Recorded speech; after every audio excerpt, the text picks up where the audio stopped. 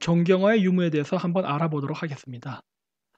제가 이렇게 그 카자흐어, 몽골어, 한국어, 일본어 4개 민족의 언어를 이렇게 쭉 나열을 했는데 안녕하십니까에 해당하는 표현들을 써놓은 겁니다.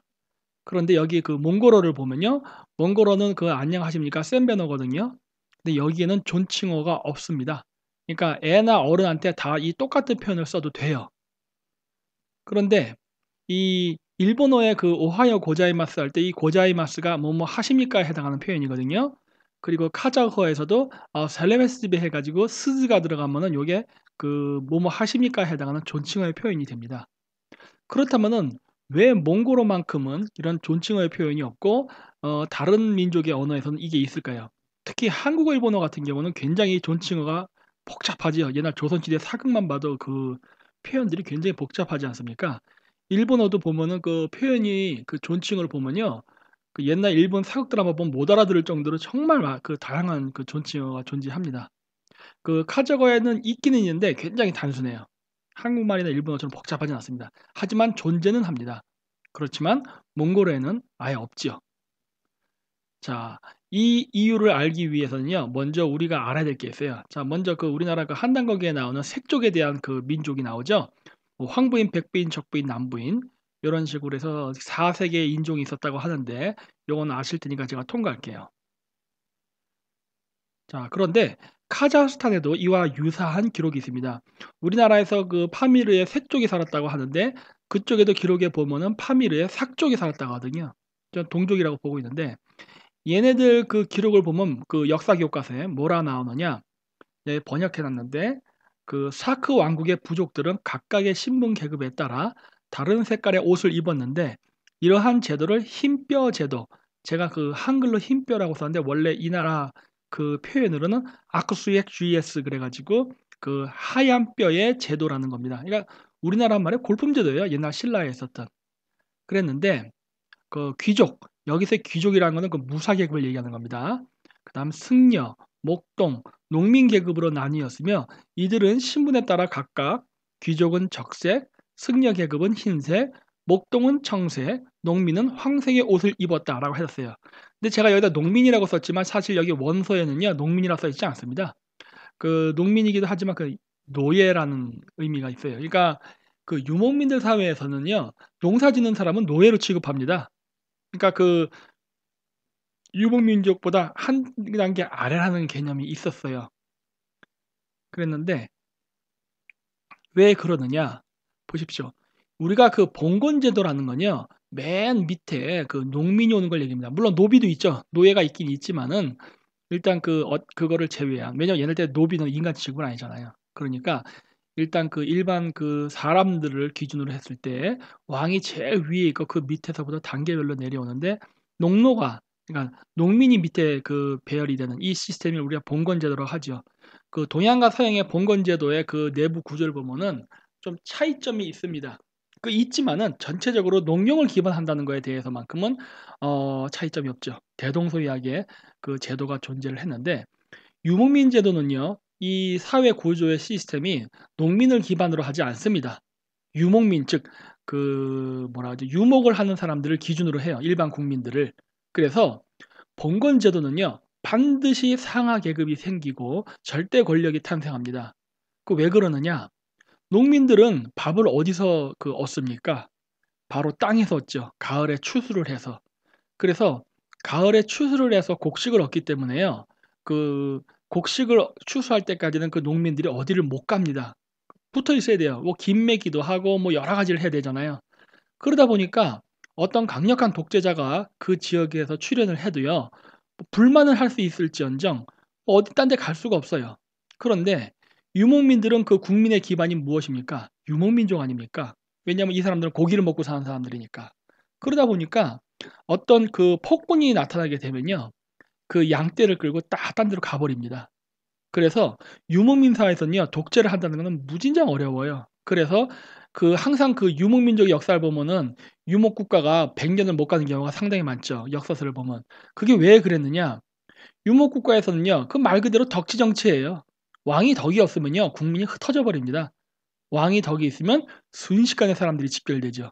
이게 바로 고대 유목민의 정치 시스템 제도에서 오는 거예요. 하지만 그 농경 사회는요. 왕이 현명하건 폭군이건 상관없이 항상 뭉쳐져 있어요. 그래서 많은 고대 국가들이 유목민 제도를 버리고 농경화하는 경우가 많았습니다. 왜? 지도자의 입장에서는 유목민의 통치 방식보다는 바로 봉건 제도가 자기들에게 유리했기 때문이죠.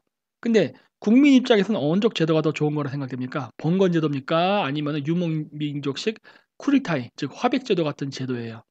당연히 오른쪽이죠. 그런데 시대가 흐를수록 국민들은 점점 왼쪽으로 고릅니다. 왜? 그 국민들이 갖고 있는 노예 근성 때문에 그래요. 자, 그래서 이 고대의 그 파밀리에 있었던 그 스키타이들은 바로 이 계급에 따라서 적색, 백색, 청색, 황색 옷을 입었어요. 그래서 그 우리나라 옛날 그 국사 교과서에도 나왔지만은 고구려 백제 신라는 고대 왕국으로 발전을 했지만 가야는 고대 왕국으로 발전하지 못해서 역사 속으로 사라졌다 해서 뭔가 고대 왕국으로 가야 좋은 것처럼 묘사하는데 그렇지 않습니다, 사실은. 그러니까 제가 얘기했지 않습니까? 역사를 바라보는 시각, 즉 사관은 다양한 것이 존재한다. 그런데 이렇게 고대 왕국의 이런 개념물에서 긍정적으로 보는 시각이 바로 왕조사관이에요. 자, 그럼 볼까요? 그 고대 왕국의 정의는 뭐냐면요. 장자계승입니다. 그러니까 왕이 자기 아들에게 권력을 물려주는 거예요. 그리고 불교를 국교화하고 율령을 반포한다예요. 근데 이거 굉장히 그 뭐랄까 말이 건조한데 이걸 좀 제가 좀 더 원색적으로 표현해 볼게요. 장자계승이라는 거냐 권력의 세습을 말하는 거고 불교 국교라는 건 무엇이냐 옛날 때 그 지배계급은 두 개가 있다 그랬죠. 종교계급과 무사계급. 그중에 종교계급이 즉 종교계급이 그 당시 불교니까 불교를 가진 종교계급이 그 장자계승을 종교적으로 인정한다는 거예요. 그 율령반포는 뭡니까? 바로 무사계급들이 그거를 법으로 인정하겠다는 거예요. 이게 이 세 개를 다 합치면 뭡니까? 다 한 가지 얘기를 하고 있는 거예요. 권력 세습, 그다음에 중앙 집권 권력 이거 얘기하고 있는 거예요. 그러니까 고대 왕국은 그 시스템을 만드는 거를 그거를 만들면은 고대 왕국, 못 만들면은 그 뭔가 좀 낙후한 샤먼 국가 이런 식으로 인지를 한 거죠. 자, 그래서 원래는 그러면 그 이전 사회는 어땠느냐? 장자 계승이 아니라 그 천통 계승이라고 제가 일단 써놨어요. 이거 왜냐 특별한 용어가 없어요. 이게 존재하지 않기 때문에 제가 왜 천통이라 썼느냐? 그러니까 혈통 계승을 하지 않는다는 걸 제가 말하고 싶어 한 겁니다. 그 예전에는요. 그 1년 12개월이니까 12번의 제천 행사를 했습니다. 그리고 매 달은 특정한 기운을 받은 사람들이 태어난다고 봤는데 그 왕이 태어나는 기운을 받는 해가 있어요. 그런데 그때가 되면은 온 국민들이 천제, 그러니까 하늘의 제사 지내는 거죠. 거기에 참가한 다음에 밤에 뭐 합니까? 그 제사 지내고 남은 음식들 다 나눠 먹으면서 다 밤에 섹스를 했어요. 예를 들어서 뭐 1000명이 제사에 참가했다. 그건 1000명의 쌍이 할 거 아닙니까? 그러면 그중에 뭐 수백 명의 커플은 임신을 하겠죠. 그러면은 10개월 뒤에 그 아이들이 태어날 거 아닙니까? 그러면은 그 아이들은 신성한 왕의 기운을 받아 태어났다 해 가지고 그 샤먼들이 집중적으로 제왕 교육을 했습니다. 그래서 제왕 교육을 하게 되면은 나중에 인제 시험을 보죠. 그래서 그 시험을 봐서 가장 성적이 우수한 자가 왕이 되는 시스템이었어요. 그렇기 때문에 왕이 된다는 거는 그 자기 아들이 되는 게 아니라 뛰어난 자가 되는 거예요, 뛰어난 자가. 그랬기 때문에 제가 그걸 천통이라고 한 겁니다. 그래서 그게 뭐냐? 그 노비의 자식도 왕이 될 수 있는 거예요. 이거는. 신분 제도가 있었지만은 노비도 왕이 될 수 있다예요. 그러니까 일종의 그 티베트교의 달라이라마 제도 비스무리한 그런 거였습니다. 그리고 종교적으로는 샤머니즘이었습니다. 왜 샤머니즘이었느냐? 이러한 천통을 계승해서 움직인다든가 이런 어떤 하늘의 원리를 이용한 통치 시스템을 그 해석하는 그 종교가 샤머니즘이었거든요. 이건 제가 나중에 요 시리즈가 끝나고 샤머니즘 시리즈를 만들 건데 그때 제가 더 자세히 설명하도록 하겠습니다. 그리고 율령 반포에 해당하는 게 하늘의 법이라는 건데 뭐 이 하늘의 법이라는 건 별거 아닙니다. 그 뭐랄까 그 별자리의 위치에 따라서 그리고 그 별자리에 맞춰 태어난 각 인간은 그 자기가 그 사주팔자를 갖고 태어난다고 보는 거죠. 그래서 그 태어난 거기에 맞게 신분과 직업이 정해지고 거기에 맞게 살게 된다는 일종의 운명론이에요. 뭐 그런 게 있었습니다. 그래서 요런 부분들이 샤먼 왕국과 고대 왕국의 차이인데 그러니까 샤먼 왕국은 어떻게 돼 있느냐? 권력 분산에 많이 치중돼 있고 고대 왕국은 권력 집중에 많이 치중되어 있었습니다. 그래서 많은 고대 국가의 지도자들은 점차 고대 왕국 쪽으로 가는 걸 선호하게 되죠. 그래서 여러분들은 그 유목민족들이 농사를 안 지었다고 생각하는데요. 그렇지 않습니다. 여기 보십시오. 저 왼쪽 위에 있는 거 카자흐스탄에서 발견된 건데 저거 그 춘천 중도 거기 유적지에도 이거 나오죠. 그리고 이제 국립박물관에도 제가 이게 똑같은 유물을 봤습니다. 있어요. 오른쪽 위에 있는 거 저 뭡니까? 맷돌이죠. 그리고 왼쪽 이거 석가래죠. 요 왼쪽 밑에 보면 소를 끌고서 이게 밭 가는 그림 나오죠. 농사 지었어요. 오른쪽에 보면은 집을 이렇게 지었죠. 유목민족이 맨날 그 천막 치고 다닌다고 여러분들 생각하는데요. 그렇지 않습니다. 유목민족들이 천막을 치고 사는 건요, 굉장히 후대에 나온 거예요. 그리고 왜 천막을 치게 됐느냐, 그렇게. 그 나무가 없으니까. 몽골촌에 나무 없지 않습니까? 나무가 없기 때문에 자기가 이동한 지역에다 집을 그때그때 나무를 베어서 지을 수 없었기 때문에 그런 천막이 나온 거예요. 그 환경의 문제 때문에 생긴 겁니다. 하지만 몽골처럼 위쪽에 부리아트족이 사는 지역은 타이가 산림지대거든요. 거기는 널린 게 나무예요. 그러다 보니까 이렇게 부리아트족들은요, 유목 생활을 할 때 여름 목장과 겨울 목장에 각각 저렇게 나무집을 지어 놓고 이동을 해서 그 집에서 살았어요. 위에서 보면 이런 모습입니다. 그래서 똑같죠? 그 몽골인들의 계로와 같은데 재질만 다르다예요. 그래서 이 북방계 민족과 남방계 민족이 한반도에 들어와서 섞여서 오늘날 현대 한국어가 되는 것 같은데 이 잘 보시면요. 우리가 농사랑 관련된 단어들은요. 드라비다어와 매우 유사합니다. 드라비다어도 한국어와 같은 그리고 저기 북방계 민족과 같은 교차어예요. 주어, 목적어, 동사로 이야기를 하거든요. 어수는 똑같습니다. 어수는 똑같은데 단어가 있잖아요. 우리가 살면서 쓰는 단어들. 근데 이 단어들을 보면요. 한국어의 단어들. 그 한국어에서 농사랑 관련된 단어는요. 드라비다어랑 매우 유사합니다. 그런데 그 유목생활 관련된 고기랑 관련된 거 있죠. 가축. 이런 이름들은요. 여기 보시는 바와 같이 다 북방계 언어랑 관련이 있어요. 특히 북방계 언어 중에도 카자흐어, 즉 투르크계 언어와 상당히 유사합니다. 몽골어도 있는데요. 몽골어랑 이 몽골어에서 동물을 얘기하는 이름과 그 한국어는요. 많이 차이가 나요. 예를 들어서 개, 사박 이거는 뭐 다르죠. 소는 스르 뭔가 한국말이랑 비슷하죠. 말, 아트. 카자흐에서 아트라고도 하지만 말이라고도 합니다. 돼지는 동은지 이거 돼지 돈자입니다. 닭, 타우크예요. 뭔가 비슷하죠. 양은 코이인데 양과 코이가 왜 제가 같다고 해놨냐면은 이 이응의 기억화 현상 그것 때문에 그렇습니다. 곰은 콘즉, 고니는 쿠, 송골매 숭까르 이런 식으로 굉장히 닮아 있어요. 그래서 이런 거를 봤을 때 한국 그 여러 유목 민족 중에 신라를 형성하는 이게 신라가 삼국통일하면서 현대 한국어의 그 기초가 만들어지니까 했던 사람들의 그 주류 계급들은 그 주류 그 민족들은 투르크계였던 것 같다라고 저는 추정을 합니다. 예를 들어 말 같은 게 아트인데 그리고 이제 말이라고도 하죠. 몽골에서도 말이라고도 합니다. 물론 가축의 일반 명사기도 하지만 그래서 말은 아돈이라고 하는데 아돈이랑 말은 또 달라요. 그리고 돼지 여기 동즈 뭔가 돼지 돈자랑 관계가 있지만 몽골에서는 그걸 가헤라고 그러거든요. 이것도 아니야. 그러니까 이런 여러 가지로 봤을 때 오히려 몽골어의 어휘보다는 투르크의 어휘가 현재 한국의 가축의 동물의 이름과 가까운 걸로 봐서 그 한반도에 들어왔던 그리고 최종적으로 한반도를 통일했던 그 신라죠. 이 형성했던 그 유목 민족들은 투르크계라는 것을 알 수가 있습니다. 그래서 그 사람을 뜻하는 단어는 저기 헝가리까지 가면 아르라는 단어가 나옵니다. 그 옛날 때 그 전쟁과 평화라든가 이런 거 보면은 그 백인들이 보면 머리 그 남자들이 말 타는 남자들이 뭐 이렇게 기다란 모자를 쓰고 가슴에 이렇게 막 단추 많이 달린 거 입고 막 그 싸우는 사람들 보신 적 있는지 모르겠어요. 칼 들고 싸우는 사람들.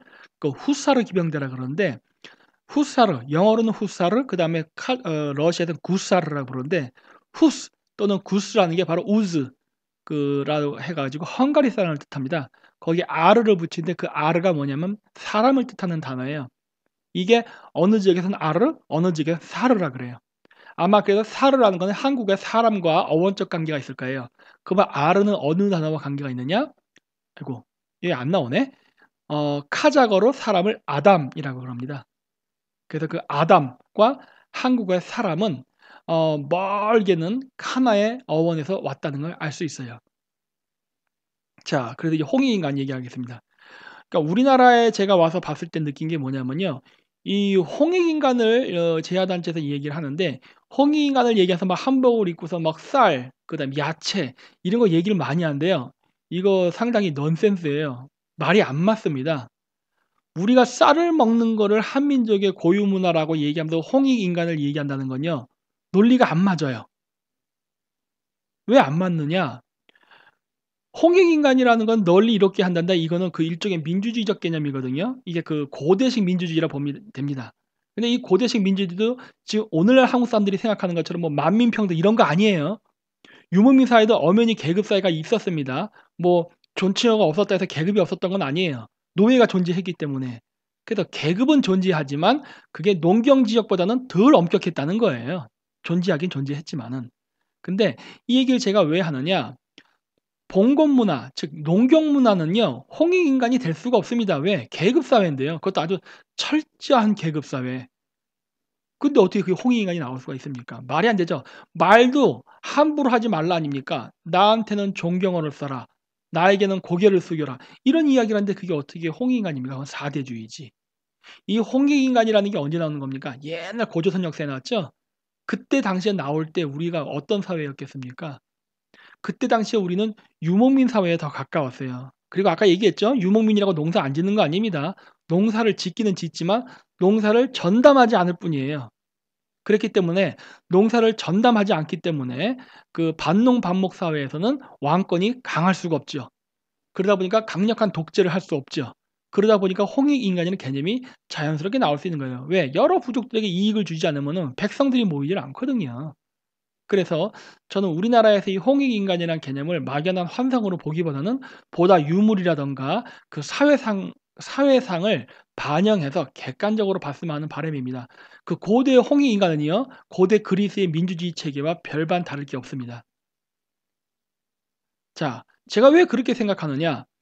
오른쪽 위에 이 연합뉴스에서 나온 그 유적에 대한 거죠. 30대 신라 귀족 여성과 남성 순장 무덤이라 그래요. 여러분, 순장이 뭐 하는 겁니까? 지배자가 죽었을 때 그 지배자 밑에 있던 그 노비들이나 이런 애들을 죽이는 거거든요. 죽여서 같이 묻는 겁니다. 여기 보면은 그 한서에 보면은 그 고조선의 팔조법의 일부가 나오죠. 뭐 사람을 죽인 자는 사형에 처한다. 뭐 남에게 상해를 입힌 자는 곡물로 배상한다. 남의 물건을 훔친 자는 데려다 노비로 삼는다. 뭐 이런 식으로 쭉 나오는데 뭐 그 재야사학자들은 이게 3개가 아니라 8개 다 있다 해 가지고 이렇게 8개의 조항을 쓰는데 뭐 어쨌든 간에 뭐 다 있었는지 아니면 지금 3개밖에 없는 건지 알 수는 없으나 어쨌든 이 세 기록에서 동일하게 남의 물건을 훔친 자는 노비로 삼는다는 얘기가 나오잖아요. 노비 뭡니까? 벌써 신분 계급이 존재했다는 걸 알 수 있죠. 노비. 그리고 그 노비는 뭐 했습니까? 나중에 죽을 때 이렇게 같이 죽어 가지고 생매장당하는 경우가 비일비재했거든요. 이거를 여러분 홍익인간이라고 얘기할 수 있습니까? 아니죠. 노비는 사람 취급을 안 했어요, 옛날 때. 그렇기 때문에 오늘날 우리가 생각하는 홍익인간이란 개념은 현대의 그 미국으로부터 넘어온 서양식 민주주의 개념에다가 그냥 그 단어를 조합해서 그냥 상상을 해서 나온 산물입니다. 과거의 홍익인간이라는 것은 마찬가지예요. 바로 그리스의 민주주의처럼 시민계급, 노비가 아닌 사람들 이상의 사람들이 그 쿠릴타르 원탁 회의를 통해서 뭐 초원 어디에서 어떤 부족이 유목을 할 것인가, 누가 그 천막을 칠 때 우물가에 가까이 뭐 천막을 칠 것인가, 뭐 이런 것 등등을 결정했을 때 그 회의에 참여할 수 있었던 자유시민들을 얘기하는 거예요. 그 사람 위에는 홍익인간 없습니다. 전쟁으로 잡혀온 노비한테는 홍익인간이고 나발이고 없는 거예요. 인권이고 그런 거 없었던 시대예요. 그렇기 때문에 우리가 생각하는 홍익인간의 개념은 고대의 그 홍익인간의 원래 개념하고 많이 다릅니다. 그리고 그 쌀을 주식으로 하는 채식 문화는 전혀 홍익인간 문화랑은 상관이 없습니다. 안 맞아요. 그건 우리가 후대 조선시대 유교적 사기에 유교의 그 학문이 우리나라 전통 사상과 합쳐져 가지고 나온 산물이에요. 근데 고대로 가면 절대 그런 거 없었죠. 자, 그렇다면은 순장을 왜 했냐는 거예요. 종교적으로는 그거죠. 왕이 죽었으니까 그 왕을 보필을 하기 위해서 한다. 말은 아름답죠. 근데 현실적인 목적은 뭐였습니까? 바로 노예의 숫자가, 물론 노예가 필요합니다. 여러분 노예 언제 썼는지 아십니까? 노예는요, 예전에 그 농사 짓는 데 썼습니다. 아까 제가 얘기했죠? 유목민족은 농사 짓는 걸 천대시한다고. 그러면 왜 농사를 안 지었을까요? 당연해요. 힘드니까. 농사 힘듭니다. 손도 많이 가고 여러 가지. 땅에 묶여 살아야 되는 거예요. 그냥 평생을 죽을 때까지 그냥 그 땅에서 계속 살아야 돼요. 왜? 농사 지어야 되니까. 근데 여러분들 지금 오늘날 현대 사회에 사시는 젊은 분들 중에 그렇게 땅만 파고 살겠다는 사람이 있습니까? 아마 거의 없을걸요? 한두 번은 할 수 있어요. 재미로. 안빈낙도 그래 가지고. 재미로는 할 수 있어요. 하지만 그 평생 해라 그러면은 절대 못할 겁니다. 저도 못 해요. 왜? 싫으니까. 힘들고. 왜 한 곳에만 삽니까? 여러 군데 돌아다니면서 사람들도 만나고 여러 뭐라 그럴까? 유목민들이 여러 지역 다니지 않습니까? 여러 지역의 외국 여자랑 한번 연애도 해 보고 뭐 재밌잖아요. 요즘 우리나라 젊은 애들 유럽이나 이런 데 중앙아시아 여행 왜 갑니까? 다 그런 거 아니에요. 옛날 땐 무슨 정적이나 이런 게 어디 있었습니까? 그냥 자유연애 했고 다 그랬죠. 어떻게 보면 오늘날 현대 사회랑 매우 유사했었죠. 그런데 그런 자유를 맛본 사람들이 농사를 지어라면 짓겠어요? 안 짓지? 거절하지? 근데 누군가 농사를 지어야 돼. 그럼 어떻게 합니까? 노예가 필요했던 거예요. 농사는 노예가 필요하기 때문에 하는 겁니다. 그리고 그렇게 농사를 지으면서 노예를 잡으면 어떻게 돼요? 노예랑 일반 사람은 이미 계급이 평등하지 않다고 했죠? 그럼 어떻게 되는 거예요? 언어가 변하는 겁니다. 그래서 지배 계급이 쓰는 언어와 피지배 계급이 쓰는 언어는 같을 수가 없는 거예요. 왜? 같다는 것 자체가 지배 계급한테는 수치였기 때문에 그런 거예요. 내가 어떻게 쟤들이랑 똑같은 언어로 말을 섞고 이런 거거든요. 이거는 유목민 사회도 존재했고 농경 사회도 존재했지만 농경 사회가 더 심했습니다. 왜? 엄격한 계급 제도가 생기니까. 근데 사실 아이러니한 거는 이 농경지대 봉건 제도도요. 유목민족들이 만든 거예요. 왜 그랬느냐? 그거야. 자기네들이 편하려고 한 거거든요. 아예 애초에 저 북쪽 쌀 농사를 짓지 않는 지역에 사는 유목민족들 같은 경우는 이런 현상이 일어나지 않습니다. 왜? 농사가 그렇게 큰 비중을 차지하지 않기 때문이에요. 유목으로도 충분히 먹고 살 수 있고 그리고 농사를 지을 수 있는 환경이 나 여건이 잘 마련되어 있지 않아요. 그리고 뭐랄까 이미 양떼가 있어서 먹을 음식이 충분히 확보되어 있기 때문에 이 사람들에게 있어서 보리라든가 조라든가 귀리는 일종의 반찬 이런 거 정도로밖에 인식이 안 되거든요. 그러니까 밀농사 망쳤다고 해서 굶어 죽거나 이럴 일이 없어요. 그러니까 농사를 짓는 데서 굉장히 막 손을 많이 가게 하고 인력을 투입하고 이럴 필요가 없는 거죠. 해서 잘 되면 대박, 안 돼도 그만. 이런 식이에요. 그러니까 농사에 엄청나게 그렇게 신경을 쓰진 않죠. 근데 농사를 주로 하는 지역에서는 어떻습니까? 신경 많이 써야죠. 농사를 망치는 순간 자기네들은 다 굶어 죽으니까. 그리고 농사를 망치는 순간 왕이 열받죠. 왜? 세금을 못 걷어들이니까. 그렇게 어떻게 하는 거예요? 노동집약적으로 합니다. 농토에서 많은 곡식을 생산하기 위해서 그 뭐랄까 인력을 확보를 많이 하려고 그래요. 그 얘기는 뭐예요? 새끼를 많이 깐다는 소리예요. 그러니까 옛날 때 농사 짓던 사람들은요. 인간 취급을 당하지 못했던 거예요. 굉장히 힘들었던 거죠. 그러니까 토지 면적당 쌀의 생산성을 높이기 위해서 노동 인력이 많이 필요하니까 사람을 많이 필요하게 그러니까 항상 농경지대 인구가 증가하잖아요. 왜 농경지대의 인구가 증가했느냐? 노예가 많이 필요했으니까 그런 거예요. 그래 갖고 인구는 무조건 늘어나. 근데 문제는 뭡니까? 인구가 많이 늘어나면 그만큼 쌀을 많이 먹어야 되잖아요. 근데 쌀을 많이 줄까요? 안 줍니다. 많은 쌀은 지배계급이 가져가고 쪼끔의 남은 쌀만 엄청나게 생산하느라 동원됐던 많은 노예죠. 저는 농민을 거의 사람으로 보지 않습니다. 왜냐하면 엄청 가난하게 살았으니까. 이 사람들에게 줘서 굉장히 빈곤한 삶을 살게 만들었어요. 그래 갖고 상하 계급을 만들어 놓고 지배 계급을 유지했던 게 바로 봉건 사회입니다. 농경 봉건 사회예요. 그래서 농건 봉건 사회를 지배했던 지배 계급도 아이러니하게도 바로 유목민족이었습니다. 그러니까 유목민족의 초원에서는 인간 평등 이런 거 얘기하고 멋있게 살다가 농경지대로 들어오는 순간 바로 괴물로 변해버립니다. 왜냐? 강력한 기마 집단을 갖고 있었기 때문에 싸우면 이길 수가 없었거든요, 농경민족이. 그러다 보니까 그렇게 해서 농경지대를 기반으로 해서 강력한 국가를 형성하고 나면 뭐 합니까? 바로 북쪽으로 올라가죠. 그러니까 유목민족이 중원에 가서 나라를 세우는데 그리고 배은망덕하게도 이 농경지대에서 나라를 세운 그 유목의 국가는 다시 초원지대를 쳐들어가는 이런 아이러니가 늘 발생했어요. 그 왜 그랬느냐? 두려우니까.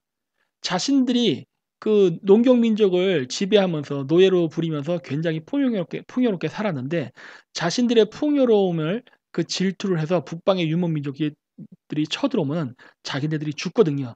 그러니까 그 사전에 그 싹을 잘라버리기 위해서 공격을 하는 겁니다. 그래서 늘 그 고대사에서 보면은 그 중원의 그 역사는 한족의 역사가 아니지 않습니까? 다 북방민족의 역사입니다. 근데 북방민족이 중원에 들어가서 강력한 그 농경 중심의 황제 국가를 건설하면요. 반드시 주변의 유목민족 국가를 침략합니다. 그래서 그 수나라도 그렇고 당나라도 그렇고 그 중원 지방을 다 통일해서 그 농경 지역의 농민들을 자기네들의 통치 기반 시스템으로 완전히 확보를 시켜 놓게 되면요. 반드시 북벌을 가야. 왜냐? 북방 민족만 제거가 된다면은 자기네들은 평생 이 호의호식을 할 수 있으니까. 이게 그 중원 지역에서 일어났었던 2500 년의 역사예요. 늘 그래 왔었습니다. 지금 오늘날 중국의 공산당 시스템도 그거랑 똑같은 거죠. 자기네들이 그 지금 중국 공산당들 중에 그 간부들 보면은 한족이 아닌 경우가 상당히 많아요. 공무원도 아니고 시진핑조차도 한족이 아니고 다 아니에요. 근데 강력하게 그 통치 기반을 확립하면 어떻게 됩니까? 주변의 북방 민족 국가들을 건드리기 시작하죠. 왜냐? 그러지 않으면 자신들의 통치 기반을 유지할 수가 없거든요. 내부의 갈등을 바깥으로 폭발시킨다. 이게 늘 있어 왔던. 그러니까 이게 이 농경 국가가 되면요. 굉장히 힘든 거예요. 이 국민도 힘들고 그다음에 그 지배자들도 힘든 겁니다. 왜? 맨날 이러고 살아야 되니까. 자기의 부를 유지하기 위해서. 그러니까 그 언어라는 게 존칭어가 생기는 거는요. 그냥 생기는 게 아닌 겁니다. 바로 이러한 농경에 의한 상하 계급 때문에 생기는 거예요. 그럼 어떤 사람들은 그래요. "아니 그러면 지금의 중국은 다 단어가 똑같은데 왜 그래요?" 라고 질문할 수 있어요. 그거는 이거랑 지금 다른 경우죠. 왜 그렇습니까? 중국의 어떻게 보면 이건 제 생각입니다만 중국 한족의 역사의 시작은요. 문화혁명 때부터예요. 문화혁명을 통해 가지고 그 이전에 북방 민족이 만들었던 모든 문화들을 다 불살라 버리고 말살시켰잖아요. 그리고 나서 공산당 중심의 국가가 생겼기 때문에 그리고 그 역사가 불과 50 년밖에 안 됐기 때문에 언어의 분화가 이렇게 복잡하게 일어나진 않죠. 바로 그 농민들 그 프롤레타리아 계급을 중심으로 했고 거기서 왕이 나고 했기 때문에 지금 존칭어라든가 이런 존경어가 발달을 못했죠. 시간적으로도 짧고 그리고 그 지역의 통치 이데올로기가 원래 프롤레타리아 독재론 무상계급의 그 통치를 기반으로 하기 때문에. 하지만 모르죠. 중국 공산당이 또 이렇게 뭐 몇천 년 간다 그러면 그때는 그렇게 다른 언어가 생길지. 왜냐하면 실질적으로 생활에서는 이미 특혜라는 게 굉장히 많지 않습니까? 과거 봉건 시대랑 똑같아졌어요. 자, 그래서 요걸로 해서 3 부를 마치고 4 부서부터는요. 본격적으로 그 4 개국 언어의 그 조사라든가 단어 이런 것들을 많이 설명하도록 하겠습니다. 근데 이것도 제가 만들어 봤더니요. 너무 어려워 가지고 시간이 많이 걸려요. 이거 차라리 칠판에 쓰면서 하면 더 쉬울 텐데. 그래서 많이 하지는 못하고요. 제가 몇 개만 예를 들면서 강의를 하도록 하겠습니다. 네. 3 부를 마치도록 하겠습니다. 감사합니다.